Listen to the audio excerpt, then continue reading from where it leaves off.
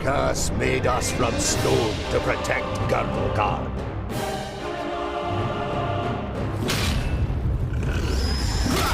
Against orcs, ogres, and all the other beasts of Tion.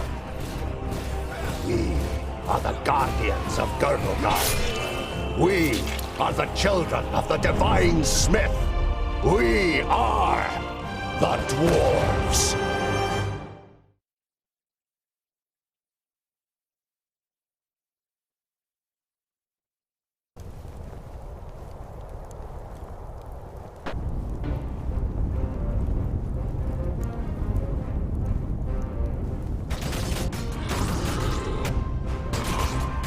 On the way!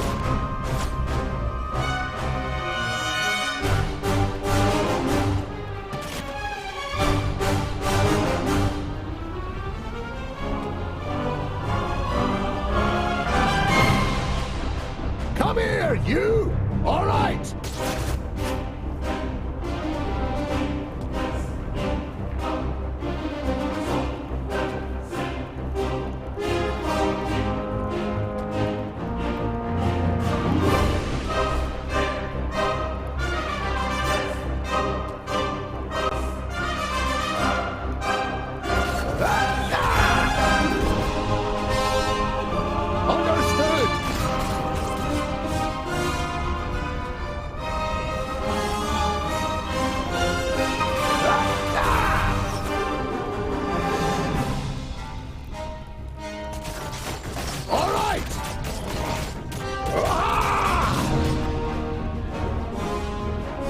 Just a moment!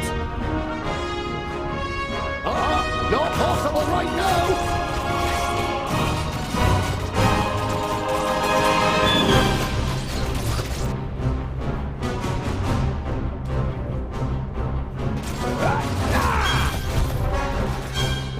Come here, you! On the way!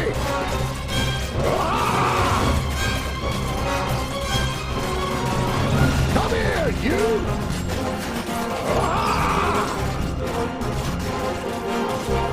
On the way!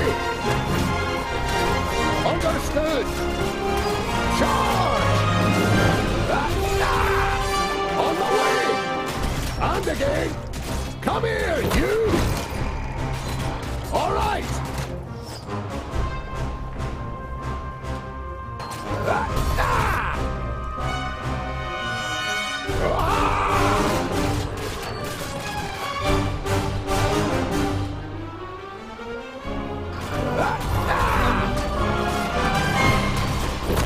And again!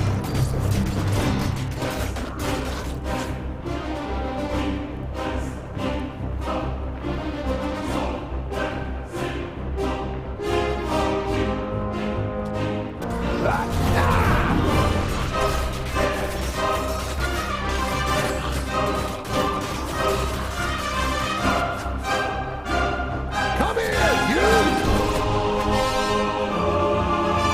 Just a moment!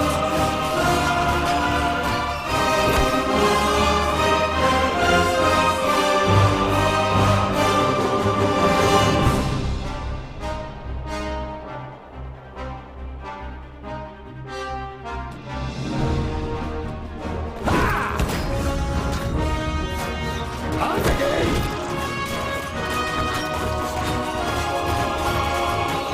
I could do with your help! Landolin! A present from the workshop!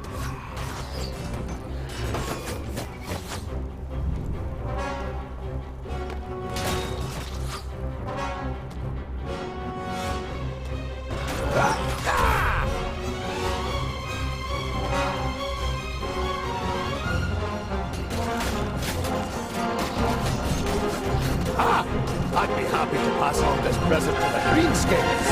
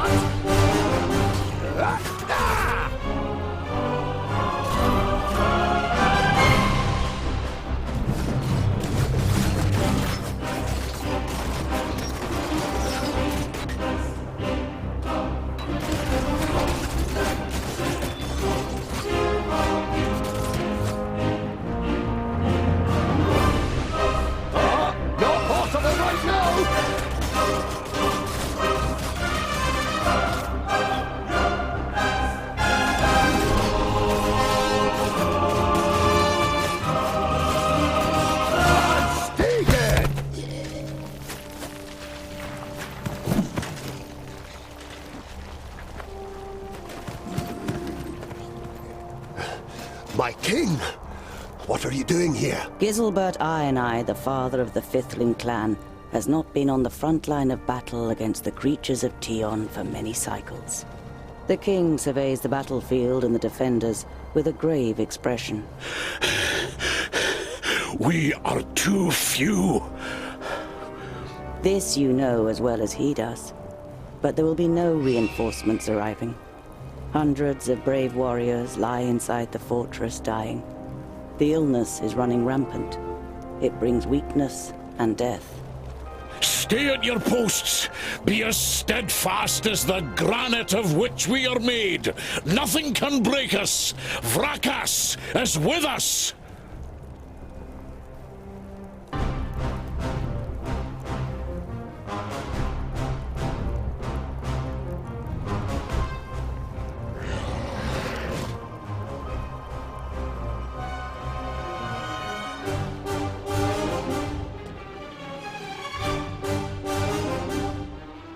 Huh?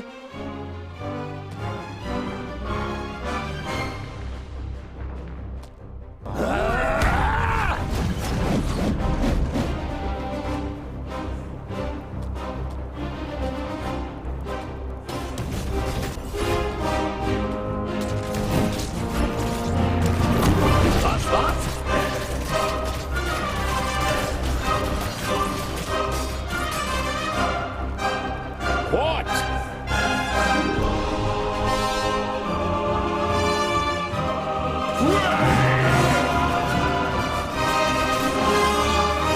On the way!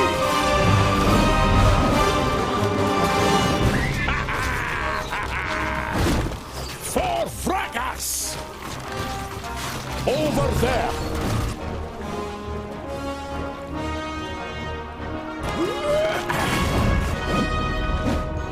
What is it?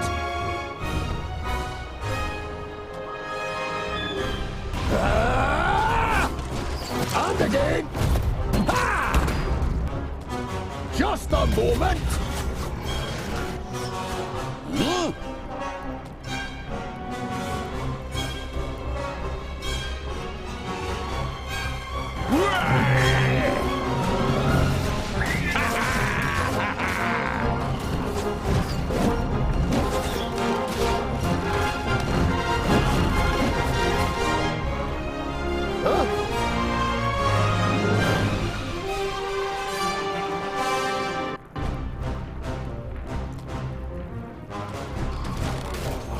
All right!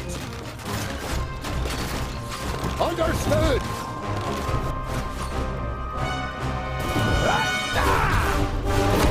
That's that? And again! Yes?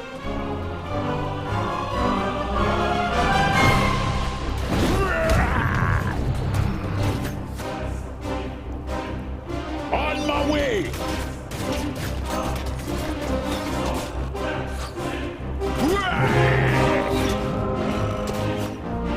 What is it?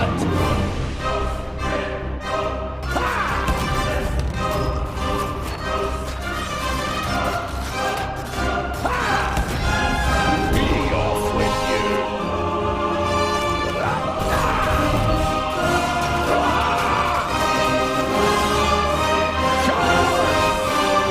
Another one gone! Hammer time! And again!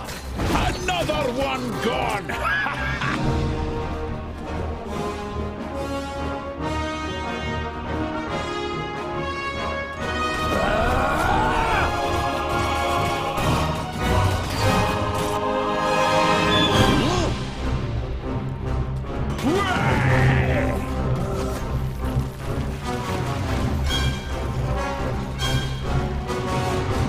It will be so.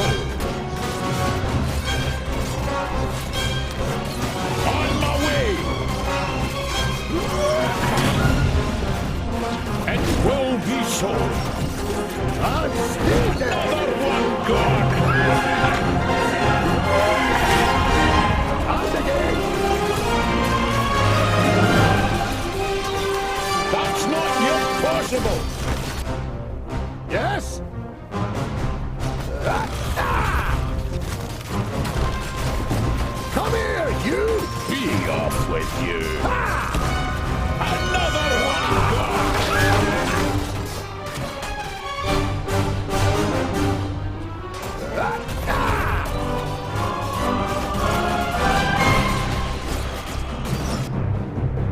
Yes?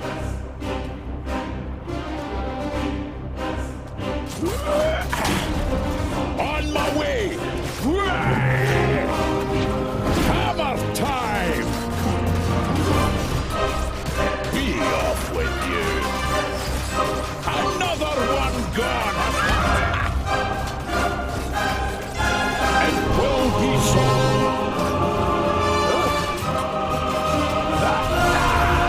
Come here, you!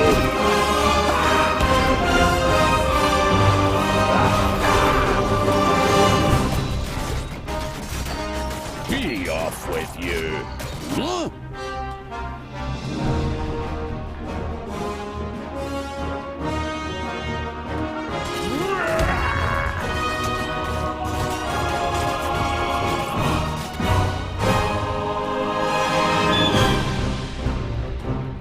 For fracas!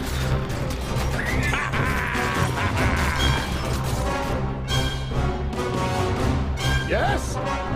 All right! That's that.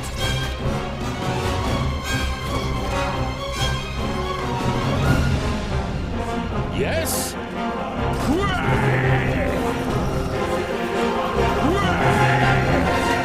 No, not yet! What is it?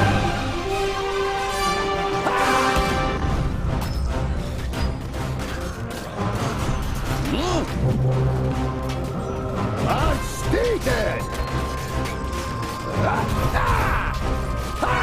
Hammer time! Not possible right now! Charge! These are the ones who attacked us in the tunnels. We suffered great losses beating them back.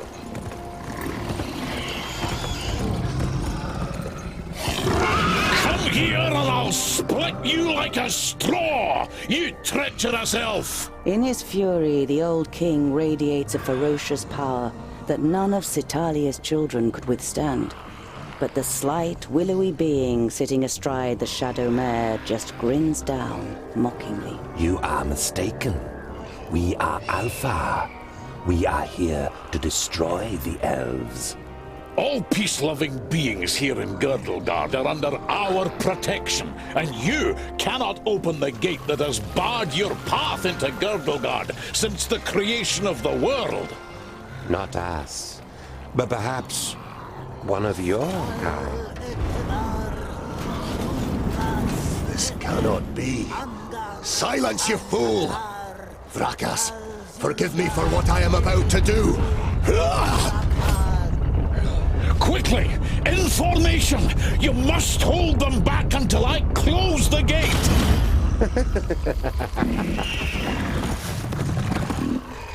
What is it?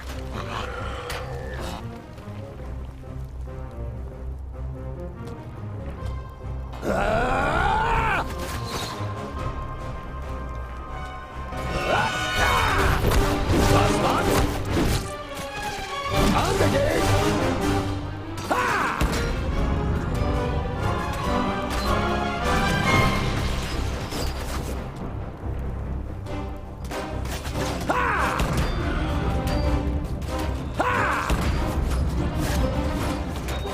Understood! All right! That's that!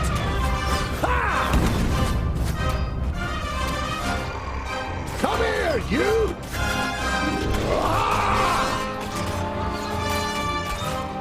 That's that! Charge! On my way! All right!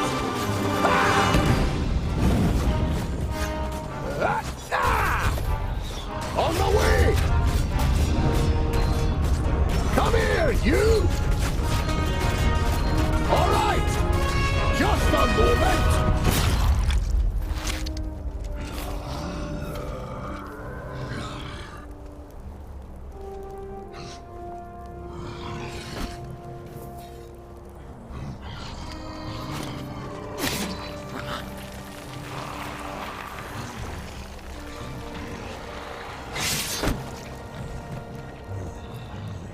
Look at me.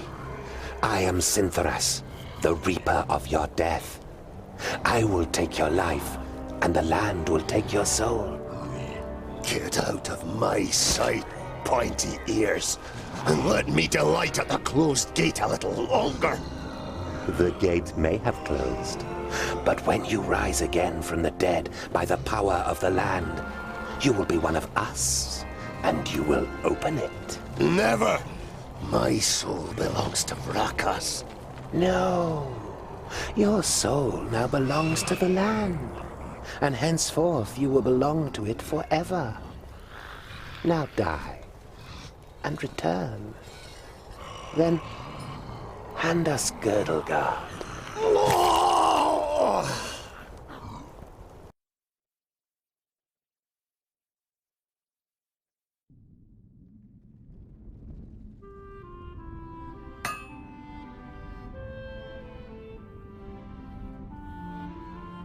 You're a perfectionist, Tungdil Bolafar.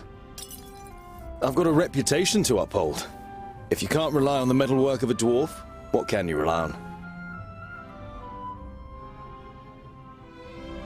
You look dreadful.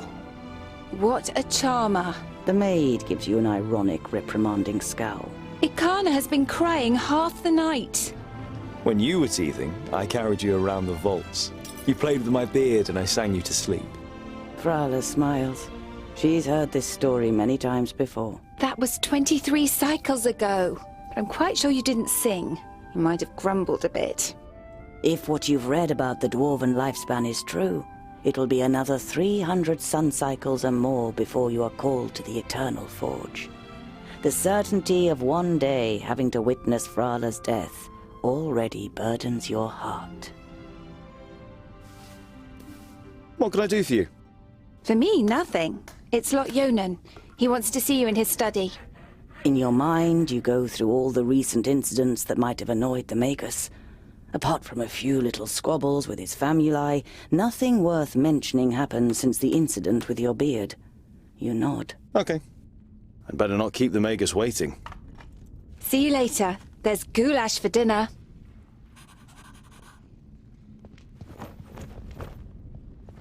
Hey, groundling!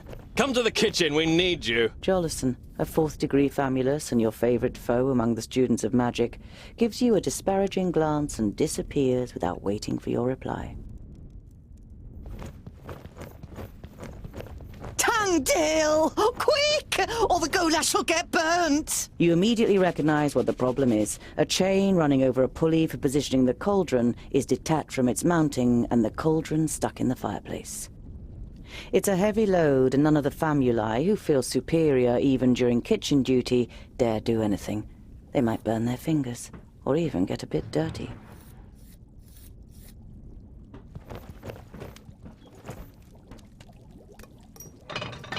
It'd be a waste of goulash. And I'm hungry. Here, hold this.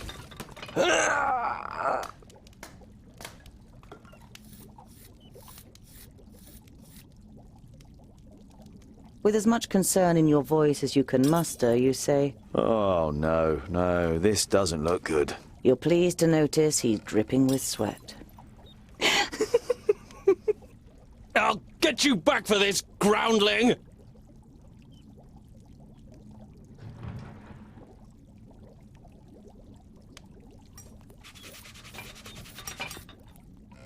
You damned freak! For a moment, you hope the famulus really does raise his hand to you. But then he comes to his senses and leaves the kitchen, his face bright red. What a pair you are!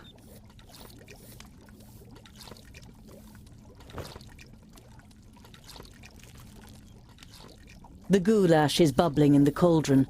You draw the warm air in through your nose, and the smell makes your mouth start watering. Vegetables, bread, cheese, but the cook is not to be trifled with. Many painful knuckles have taught you that she knows how to handle her heavy wooden spoon, and that she may possibly have eyes in the back of her head.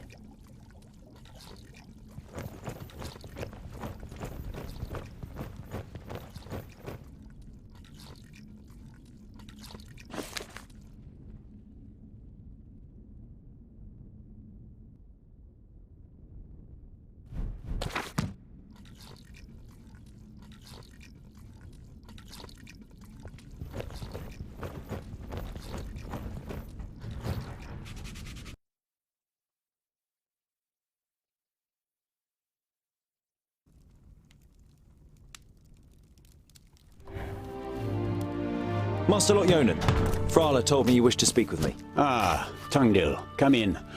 There is a bag over there in the cupboard. Take it out, please. It contains artifacts belonging to my former famulus Goren. I wish to return them to him. He's in Black Saddle, 300 miles away. 300 miles? That's a long journey. Who are you going to entrust with this? I was thinking of you. Me?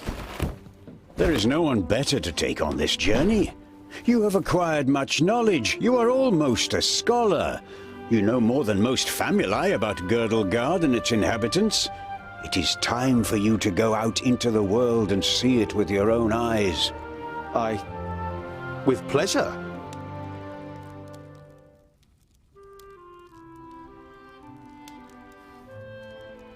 What's in the bag? Magical devices. You better leave the bag closed if you want to avoid any accidents. Dwarves don't really like magic, and magic doesn't like you either. Rakus gave us so much craftsmanship that there's no space left in our bodies for magic. Strictly speaking, every time you've been too close to magic, it has ended in catastrophe. Perhaps I'll meet some dwarves on my travels. Yes, perhaps. But don't hold out too much hope. And be careful who you talk to. Not everyone out there likes dwarves. Yeah, goblins. They abduct baby dwarves and sell them to magi, from what I've heard. Not the best bit of business I've ever done. But what was I to do? The Longnoses threatened to throw you into the nearest river. Be on your guard. Look after the bag and don't lose it. May Palandiel be with you. And Vrakas too, of course. I'll set off immediately. I'll see you soon, Lot Yonan.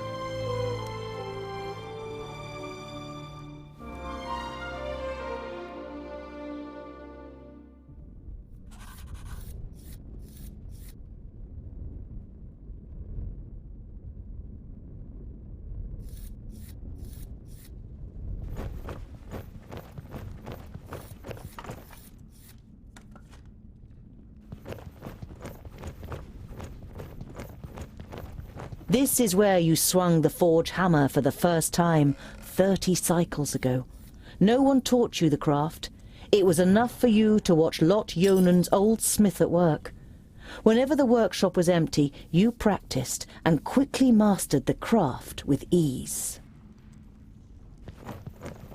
There are apparently dwarves who have never seen the sky. And you too feel more comfortable when you have rock over your head.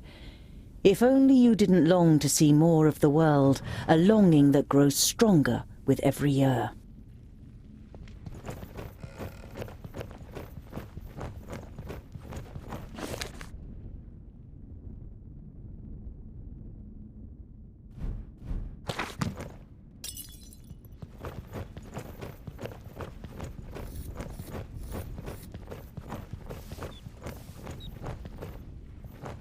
Hello, Frala.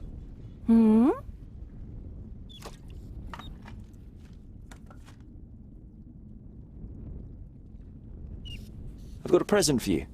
You take out a symbol of protection that you've carefully made from 3 horseshoe nails. It's not the finest jewellery in Girdlegard.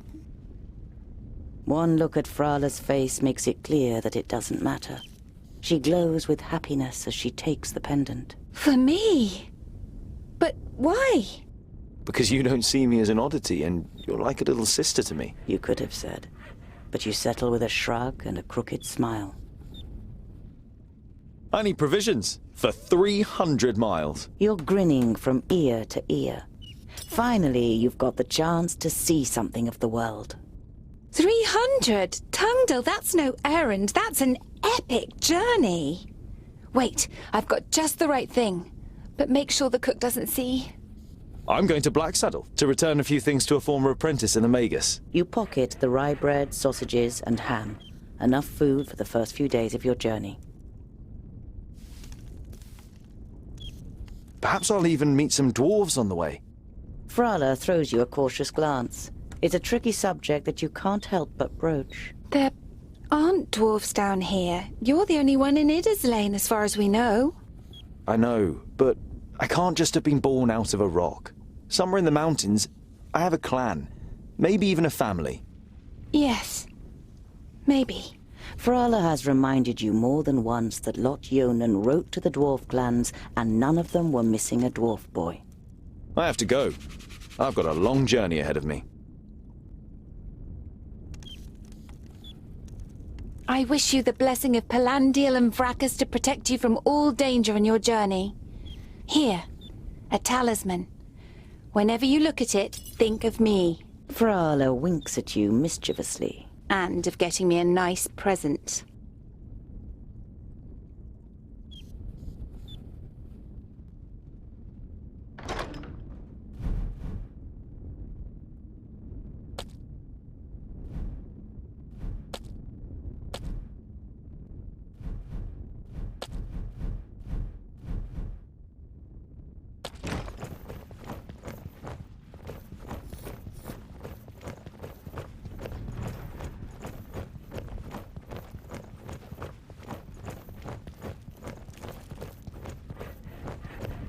You picture all the fantastic adventures that await you on your journey and are raring to go.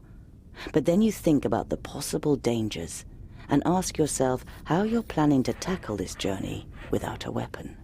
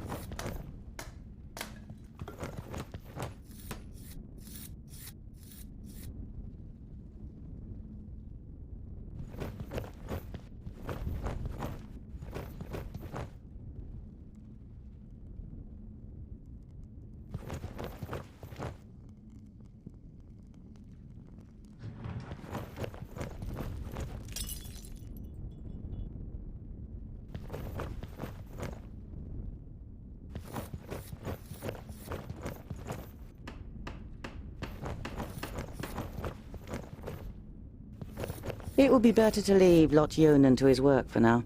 You've already been given an assignment and you should leave as soon as possible. After all, you don't want him thinking you're homesick before you've even left.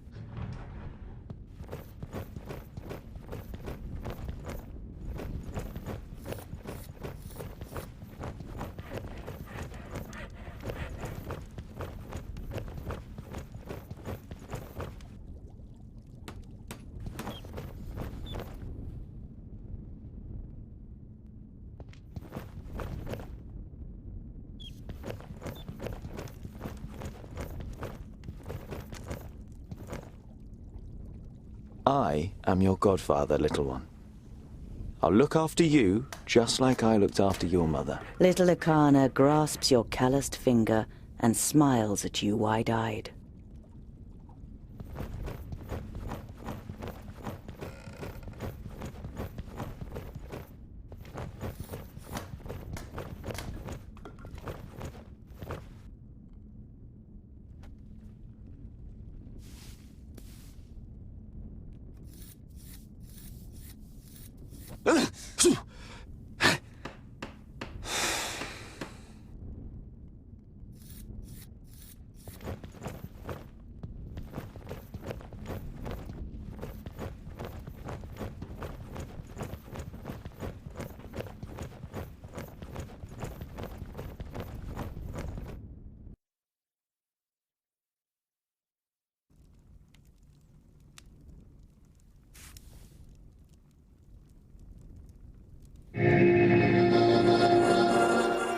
How nice to see you again, Lot Yonan. It must have been an age since we last met face to face. Nudin, welcome. Please, sit down. No, thank you, my friend. These are urgent matters, and I don't have much time. You must come to Leos Nudin immediately. The perished land is stirring. Are you sure? What makes you think that? I found out about 60 orbits ago, during a visit to the borders. Our magical barriers have weakened and become porous. The Elfar have left their land, and a huge horde of orcs have marched into Girdlegard. Were you able to strengthen the spell with your magic? No. I can't repair the damage alone. We need the combined power of the 6. The other 4 are already on their way here, but we need your help too. I will set off for Parista without delay. Oh, and as you're coming, could you also take the opportunity to bring back the things that I lent to you? Of course. I have them already packed in a bag. Oh, thank you. We'll be expecting you.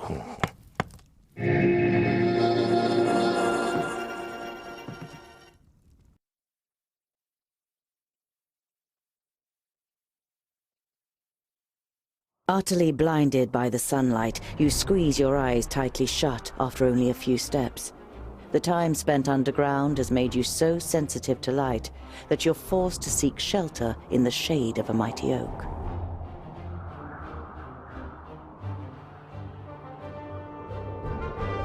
You reach a small lake by a birchwood.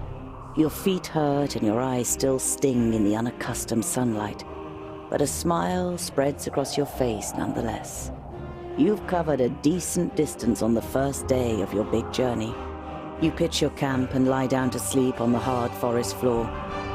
When you awake in the morning, your legs are stiff and achy. Trying not to feel sorry for yourself, you throw your rucksack over your shoulder. You're a dwarf, and dwarves don't complain.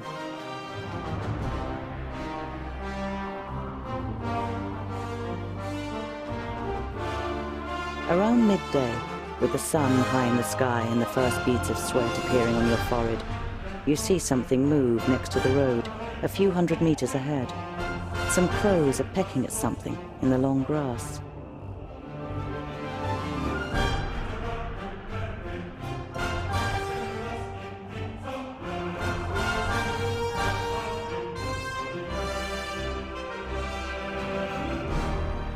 The creaking leather armor, the clattering rucksack, and a dwarf's inability to be quiet makes the crows flap around as you move from one bush to another. You give up trying to be stealthy, stand up straight, and see 2 human bodies in the flattened grass.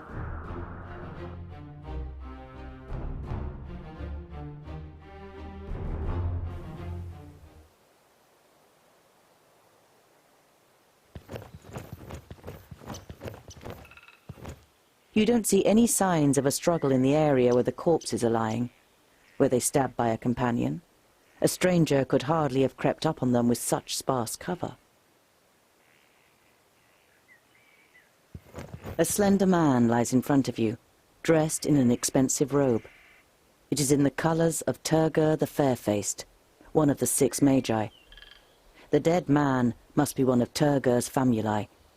You don't see any wounds.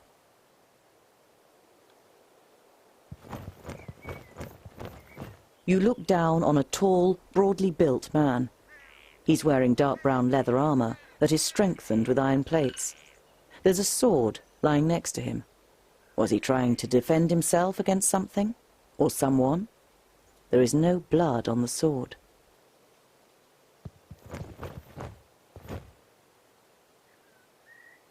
Ivrakis. There are some narrow stab wounds in the man's chest. The cuts are too big to have been made by arrows, but too small for sword wounds.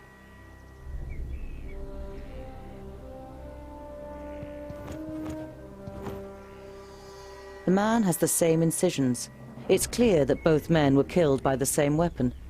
But what that weapon might be, you cannot say.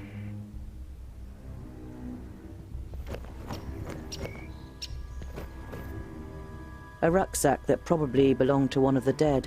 It seems to have been searched and then thrown away carelessly. You find a few implements, some provisions, and a map. A route is drawn on it from Parista, Nudin's capital, to Lot-Yonan's vaults. Does this mean that Turgur the Fair-Faced is in Parista and wanted to send Lot-Yonan a message? And if so, why didn't he use magic? Did he want to contact him without anyone noticing? Why all this secrecy?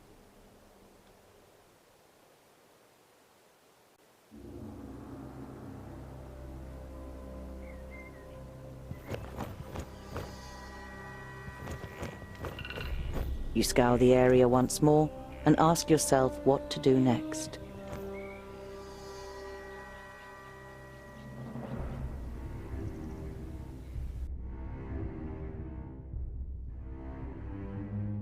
It's time-consuming and strenuous work digging shallow graves in the ground with a stick and covering the corpses with a few stones. But it should at least keep the crows from their feasting for a while. You continue on your way so as to put a few more miles between you and your grisly find before night falls.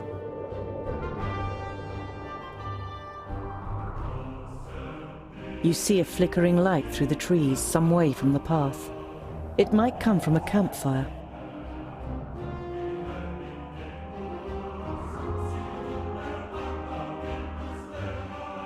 You walk towards the fire with confident strides until you finally make out 3 broad-shouldered men with axes. 2 rabbits are sizzling over the fire. The men are joking with one another, but you can only understand the odd word. They haven't noticed you yet.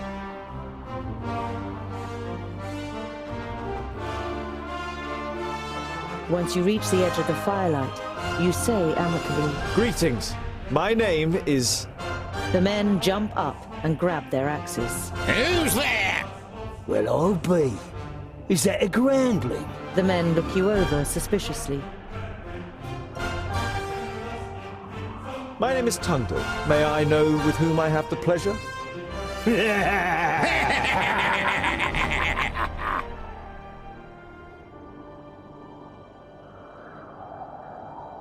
A perfect stranger, a groundling speaking like a king. We are woodcutters. Talk our language, or better still, get lost. I only wanted to be polite. Sod your politeness and your pretty words, groundling, and be off with you. The man strengthens his grip on the axe and glares at you with sinister yellow eyes.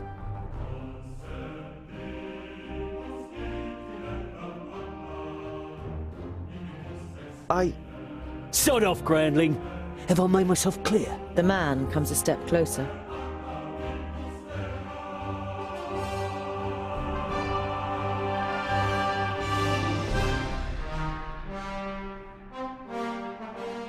Put down your weapons or I'll be forced to use mine. You threatening us, groundling?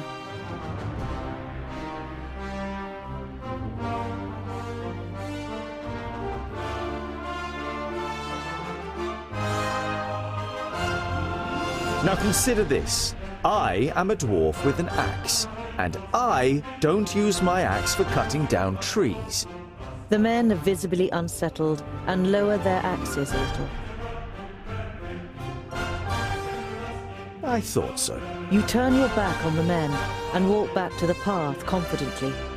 You don't hear any steps behind you, and only once you've put distance between you do you dare look back over your shoulder. None of the men have followed you. You sigh with relief. It could have ended up a very painful experience if you'd provoked the men or shown them any weakness.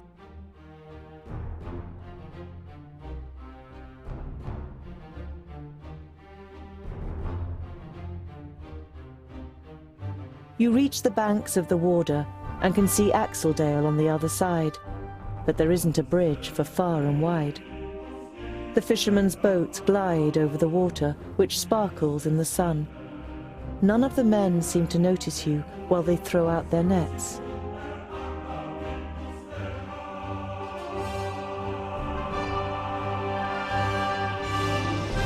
You look at the cold, dark water. The current seems so strong that they could carry off even the most experienced of swimmers, and you aren't even a mediocre one. You once read a legend in a book.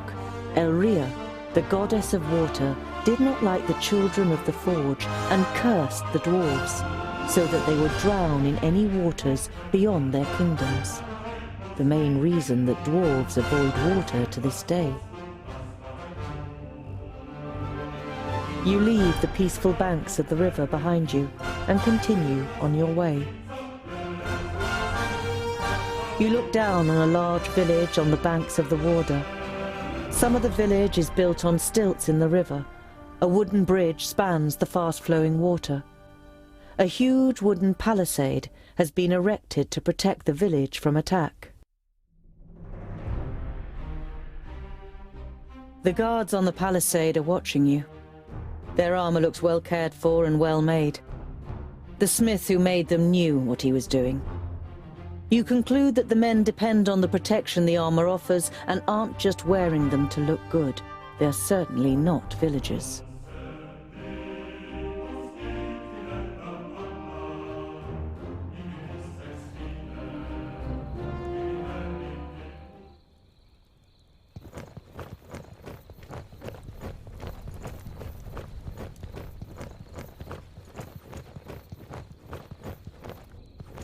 The double gate is made of strong planks, sturdy but still much less solid than the fixed parts of the palisade.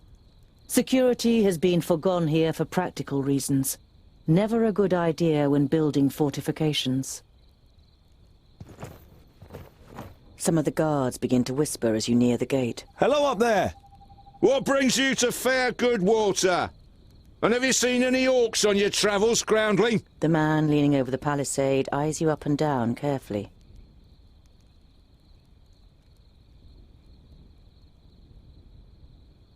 Goodwater is well known for its hospitality. A fact that you've just made up yourself. Let me in, and I will tell other travellers all about it. I regret to inform you that we cannot allow you to enter. The gates stay closed once night has fallen. There is certainly no regret showing in the man's face.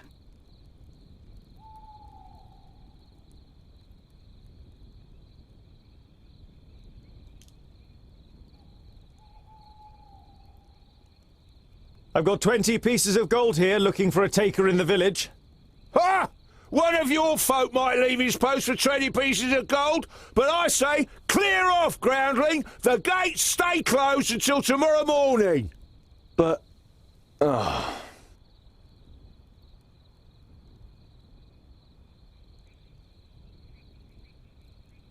double gate is made...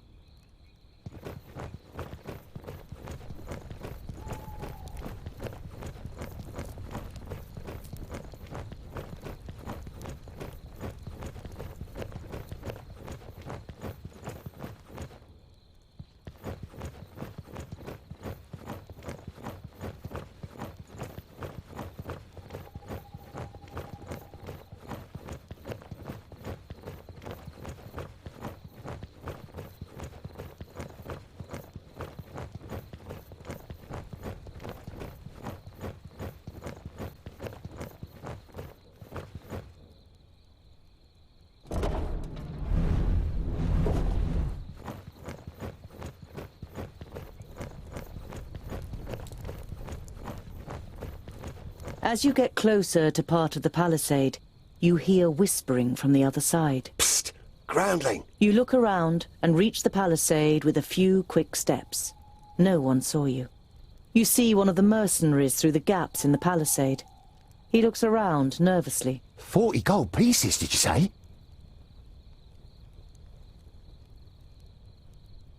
I offered your commander 20 gold pieces to open the gate. I can't open the gate for you, but I can let you in. There's a secret sally port just here. 30 gold pieces. All right. 30 gold pieces and not a word to anyone. Phew, that would cost me my head too.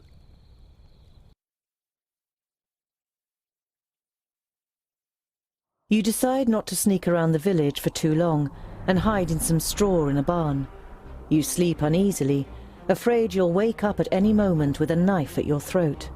You don't feel very rested the next morning, but you manage to cross the bridge without incident and leave Goodwater behind you. An uneasy feeling has been your constant companion since you left Goodwater. Every little sound in the forest makes you fear you've been discovered by a horde of orcs. But you reach the end of the day without bumping into any of the greenskins. It seems as though Vrakas has granted you one more day in Girdlegard. As night begins to fall, you pass a large oak tree and decide to call it a day. Near the oak tree is an abandoned camp with a fireplace, which appears to be a couple of days old.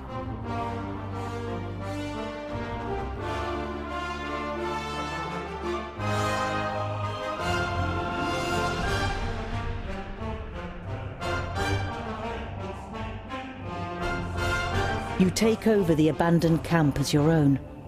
Whoever slept here before clearly left again without any problems. You see that as a good omen and lie down to sleep. You dream of orcs who creep up on you in the night, and even imagine you can smell the rancid fat of their armor. The stench gets stronger and makes you gag. You force your eyes open and look straight into the face of an orc who is holding a knife to your throat. Before you fully realize the hopelessness of your situation, you feel the blade cutting through your jugular. The last thing you see is a group of orcs baring their teeth coming towards you. Then everything turns black.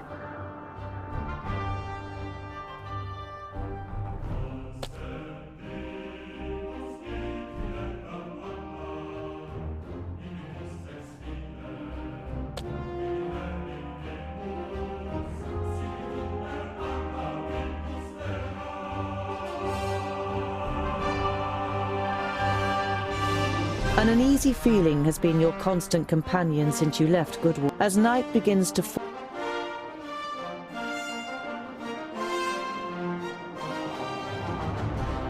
you swing yourself up the trunk and then pull up your baggage after you. You're prepared to sleep in a tree like a bird if it means escaping the orcs' attentions. You sling your rope twice around your stomach and the trunk of the tree to stop you from falling accidentally. You close your eyes and dream. You see North Pass and smell the fresh, icy wind that sweeps over the peaks of Great Blade and Dragon's Tongue. But the harmony is interrupted by the hideous roar of an unending flood of orcs throwing itself unceasingly against the fortification. You smell the disgusting green blood of the orcs and taste the rancid fat of their armor on your tongue. The bitter taste becomes stronger until it's unbearable and wrenches you out of your dream.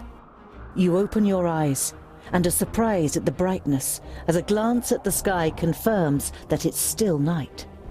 Your eyes move towards the ground, and what you see makes the blood in your veins freeze.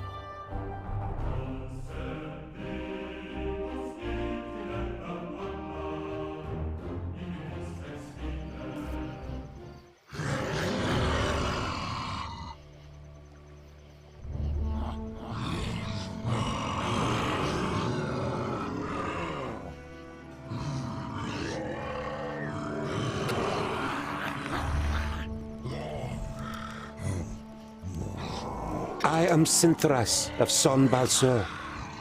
My master, Nod On the Doublefold, ruler of the perished land, has elected you, the lords of Taboribor, to be the sword that conquers the south. You mean you want us to put our necks on the line and be killed by some magus? Lot Yonan and the others will be taken care of. Your task is to create a diversion in the south until my master's plan succeeds. And which of us is the leader? The one that conquers the most land. So Kragnar will be the new Grand Lord. He glares at Ushnots and Bashkug. The Kragnar Shore tribe will conquer the most land. Never! We will overwhelm the cities of the Red Bloods quicker than you can suck the marrow from a bone. We shall see. You can't believe what you're hearing. If the beasts of Tion ride into battle together, catastrophic cycles lie ahead for Girdlegard.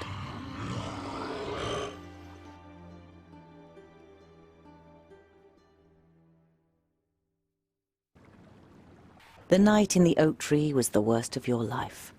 You spent every single moment afraid that you'd be found and savaged by the orcs. But as the first rays of sun broke through the treetops, the orcs abandoned their camp and left without discovering you.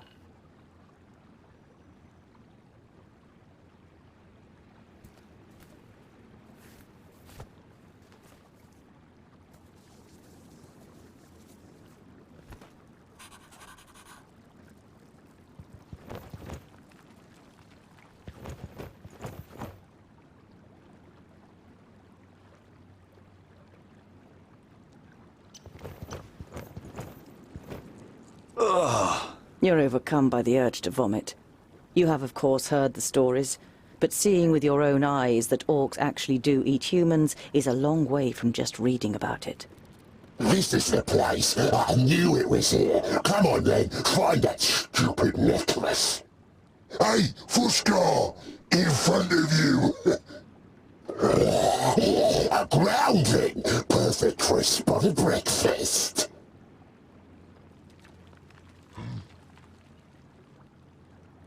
You know that you're no warrior, but you want to face the orcs as a child of the Divine Smith.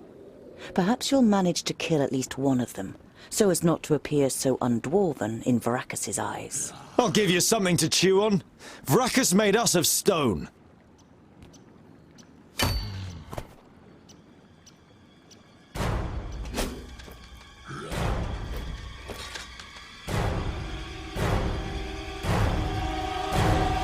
Oink, oink, little piggies!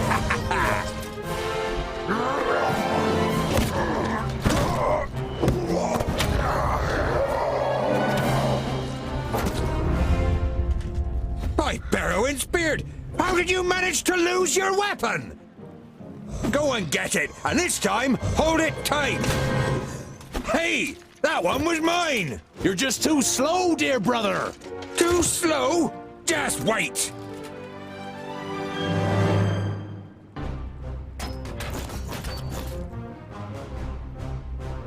Huh?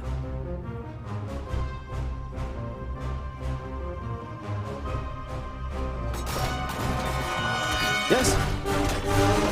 Attack! Understood. For Varacus! At once. Yes? End it! And what now? Huh? What is it?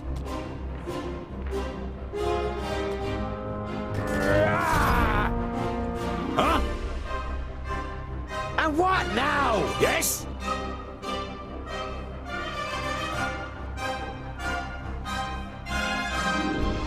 As good as done!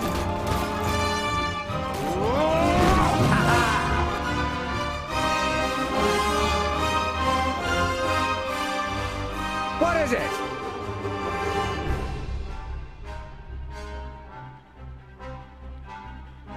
Come here, you!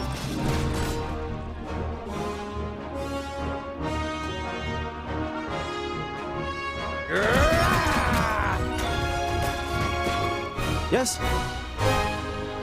Understood. At once. Attack!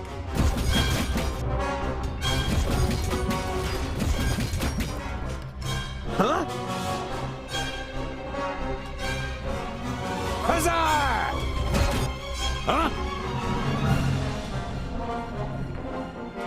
Who's next?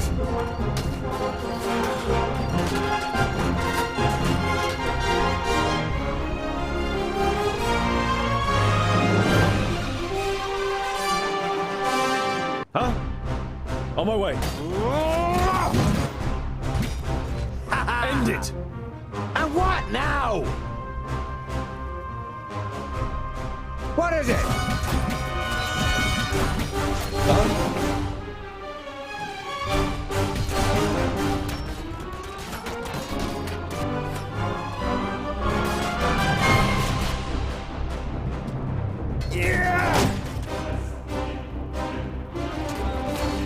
Attack! Pow! Another one bites the dust! I need help over here! Quickly! Too easy! They're hitting me pretty hard!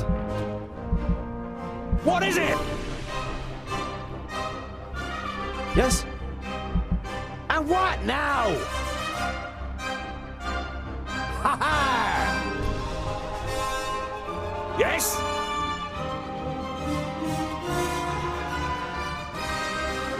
With pleasure.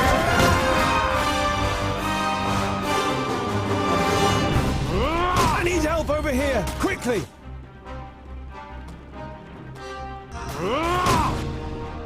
What is it? Of course! Come here, you! Huh? Huh? What is it?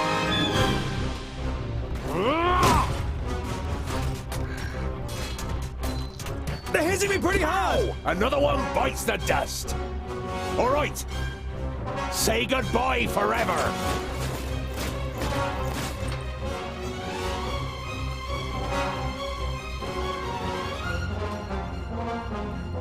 As good as done. Huh? Favrakis! And what now? Yes, yes! Yeah!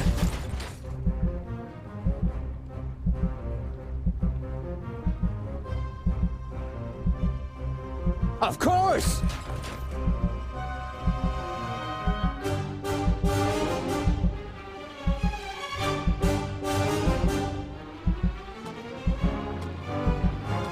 I'm with you!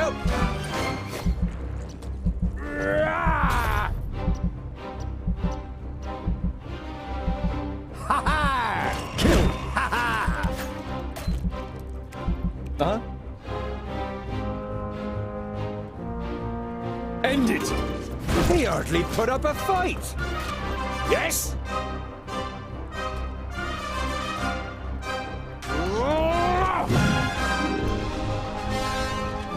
I didn't hit you very hard. Oh, what bad luck for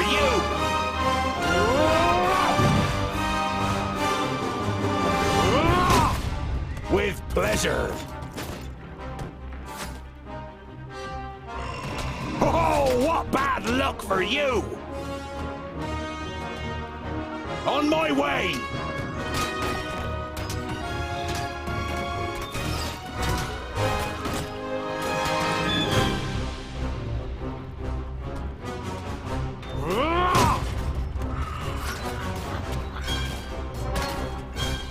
Oh, what bad luck for you!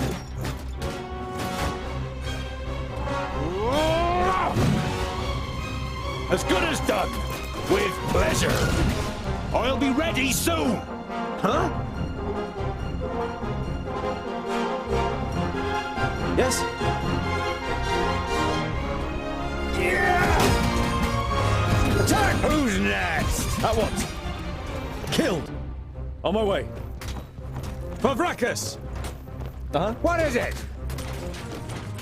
Come here, you!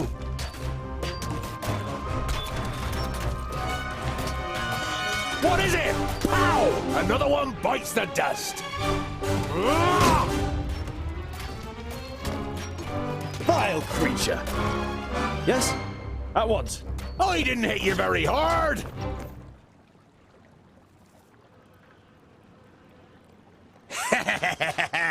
Oink oink! That's all? No more orcs? Well fought, young friend. Do you happen to be tongued ill? Well fought? But he fought like a... Boindale, what do you expect? He grew up amongst the humans. Who are you, and how do you know my name? My name is Boindale Hookhand, of the clan of the Swinging Axes. This is my brother, Boindale Doubleblade. We've been sent to find you. Call me Ironheart. Are there any more piggy snouts around here?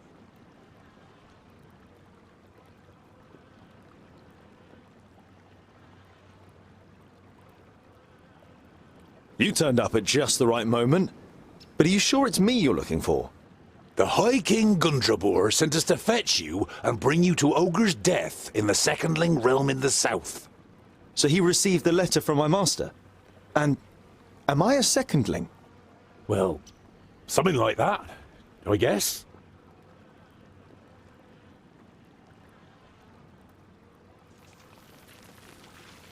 There was a meeting last night. The Elfar serve a certain Nod-On who calls himself Lord of the Perish Land. They have enlisted 3 orc hordes to cause unrest in the south. Did you hear that, Boindale? Piggy snouts! The Elfar from Son Balzur and the Orcs from Taboribor are working together? And could ally with the orcs from the Perish Land. The twins look at you solemnly. You all know what that would mean for the people of Girdlegard.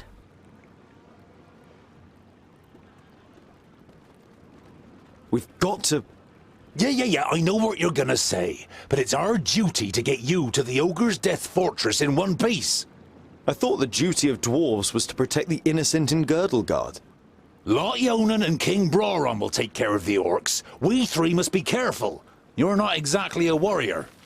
But he has broad shoulders and broad hands. There's hope for him yet. So when you've got the chance to split a few orc skulls, you should take it.